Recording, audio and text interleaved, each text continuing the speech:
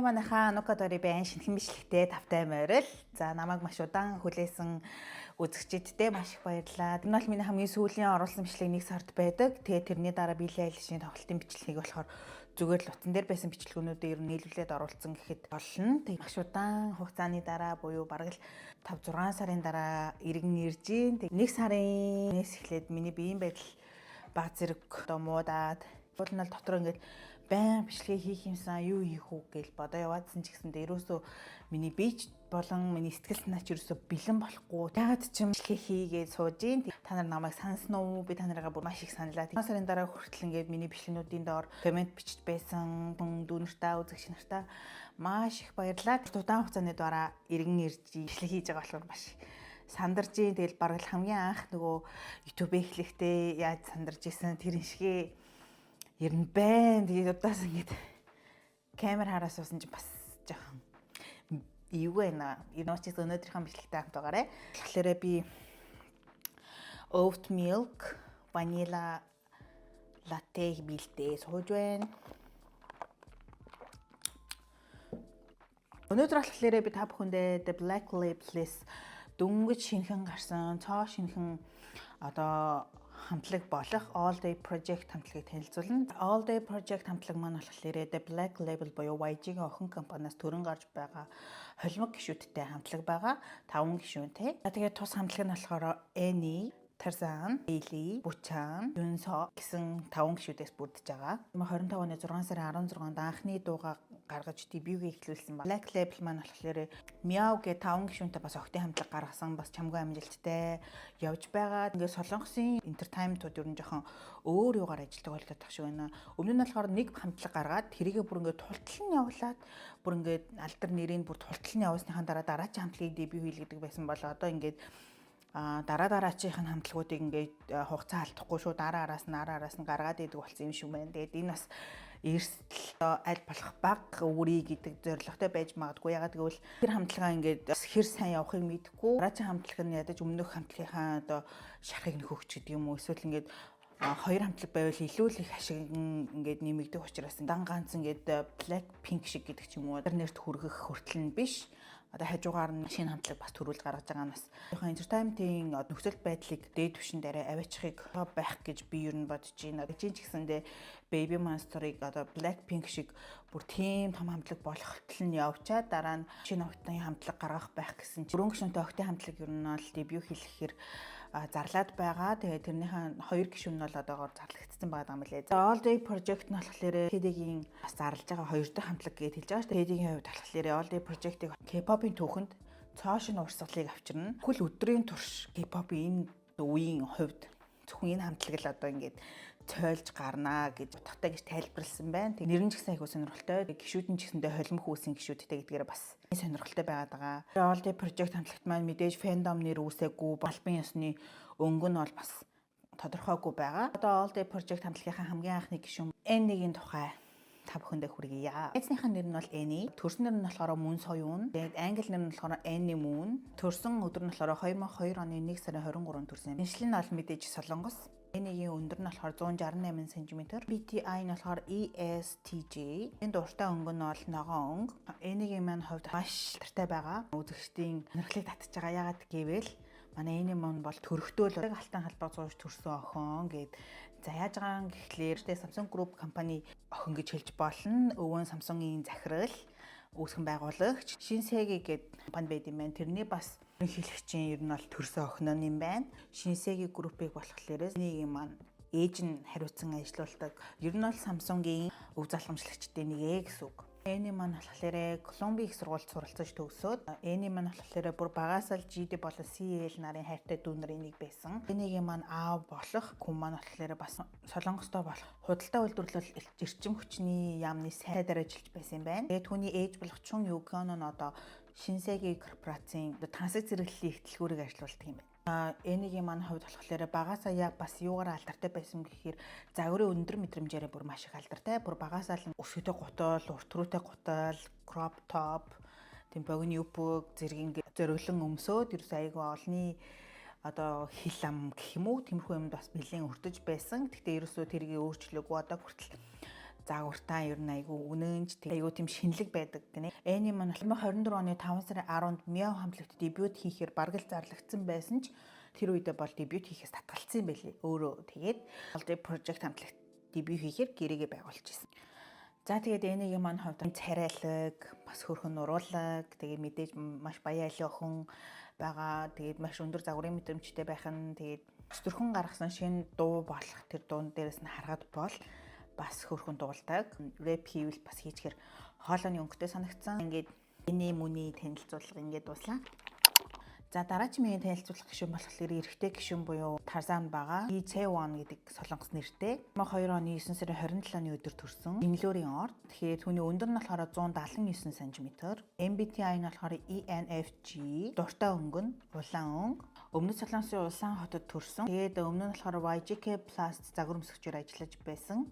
За тэрээр Бусан хотын урлагийн их сургуульд төлөөд бүжгээр суралцж төгссөн. Одоогийн байдлаар болохоор Сөүл урлагийн их сургуульд суралцдаг. Tarzan маань хамгийн анх ер нь бол олон танигдах гараагаа болохоор 2022 онд Сөүлийн загварын 7 хоногийн загварын шоунд оролцож байсан. Бүр ахлах сургууль, дунд сургуульд байхаас эхлээл гадаад болон Солонгосын дотооддоо зохиогдож байгаа бүжгийн тэмцээнүүдэд байнга оролцож тэгээд дандаа шагналт байранд шалгардаг байсан юм байна. Tarzan бол бүжгийн ертөнцтэй бол нэлээд алдартай нэгэн. Tarzan-ы хувьд болохоор New Jeans хамтлагийн Supernatural дууны клипэнд бас тоглож исэн гинэ.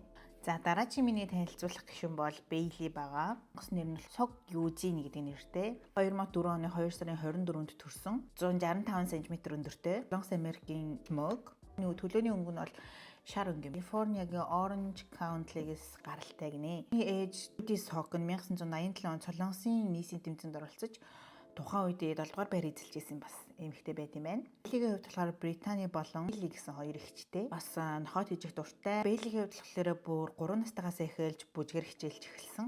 10 настай байх үедээ авиаслаг Америкчууд тэмцээнд бүжгийн хамтлагаараа оролцож байсан. Америк нэгдсэн улсад 14 настайгаас эхлээд бүжигчин болон бүжгийн багш мэргэжлэр ажиллаж эхэлсэн гинэ. Бэйлигийн хувьд болохоор хамгийн анх Солонгост ямар шалтгаанаар ирж исэн бэ гэхээр K-pop охидын хамтлагийн бүжиг дэглэгчээр өргөдөж ажиллаж эхэлж исэн. Тэр үедээ болохоор ер нь K-pop-ын талаар бараг л мэдлэггүй, дебют хийж бүжиг зааж байгаа охидын хамтлагаа хараад бас ер нь бол дебют хийхийг хүсэж эхэлсэн. Түүнийгээ дагаад ер нь бол агентлагуудаар яваад тэгээд манай YG-ийн охин компанид Black Label-ийн хараанд өртөөд тэгээд бэлтгэгдэж эхэлж исэн юм байна. Дараагийн миний танилцуулах гишүүн болохоор Uchan буюу Chu Uchan. 2005 оны 1 сарын 20-нд төрсэн хумхын орд. Өндөр нь болохоор 178 см. Тэгээд Солонгосын иргэн шилтэй. Дуртай хөнгө нь болохоор цэнхэр хөнгө юм байна. Солонгосын Сөүл хотод төрсэн. Big Hit Time-ийн доор бас дадлагжиж байсан юм. Big Hit-ийн Trainee A гэдэг одоо дебютгээ хийх гэж байсан ч гэсэндээ ер нь бол цуцлагдаж байсан юм байна. 19 онд өөрийн анхны дуугаараа дебютгээ хийж исэн байна, соло дуугаараа. Ханилын урлагийн сургуульд тусаж байсан.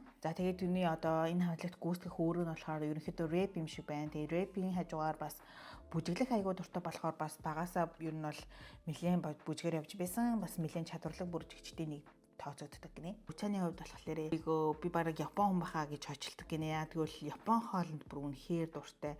Сушинд бүр хамгийн дуртай. Багасаа л муу адил загвар өмсгчөөр хичээлж байсан. Би бэлтэртэ багасаа их анхаарч байсан. За тэгээ Учааны хобби нь болохоор хөл бөмбөг тоглох аягүй дуртай. Аялах болон бүжиглэх бас их дуртай. Тэр өмнө нь болохоор Wake Me Up гэх дуугаараа Pentagon-ы Huey-тэй хамтарч ажиллаж байсан. Тэгээд өмнө нь бас нэлээд хідэн дуучдын клипэнд бас оролцож байсан юм байна. Ингээ Учааны талаар баримтхан дууслаа. За дараагийн миний танилцуулах гишүүн болохоор Yonso байгаа. Нэр нь бол мэдээж Yonso. Өрсөн нэр нь болохоор Yonso. Дэлхийдээ хамгийн эцэг гишүүн буюу 2005 оны 11 сарын 13-ны өдөр төрсөн. Тэмцээ орд 168 см өндөртэй. За тэгээд MBTI болохоор ESTJ. Солонгос иргэн шилтэй хамгийн дуртай өнгө нь болохоор Чернэлийн өнгө. За манай Yonso маань болохоор 4-5 жилийн хугацаанд бэлтгэгдэж хийсэн буюу өмнө нь болохоор New Jeans хамтлагт дебют хийхээр бэлтгэгдэж байсан.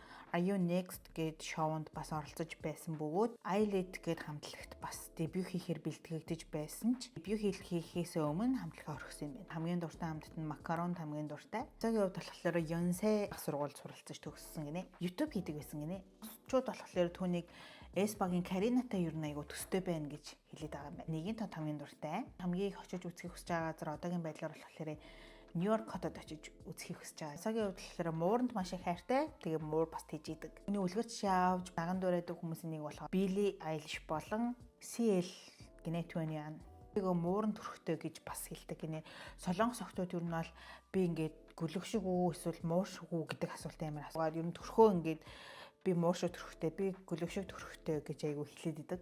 Хамгийн очих дуртай газар нь болохоор Муурын кафе гинэ. Янсаа идэх бүр маш их дуртай. Тэгээд хоолны хит өндөр туршилттай болохоор тэрний хажуугаар дасгал бүр ингээд маш их шаардлагатай болдог гинэ. Янсагийн хувьд болохоор кофе юу сууж чаддаггүй хүмүүстэй ундаал удаг. Кофе уухаар зүрхэн дэлсээд бийдэг гинэ. Гаднаас харагдахад айгу сэтгэл татам одоо жоохон их зантай юм шиг харагддаг ч дотроо бүр маш хөвгөлтэй, инээдтэй, игдүүтэй тийм хүн байт юм байна.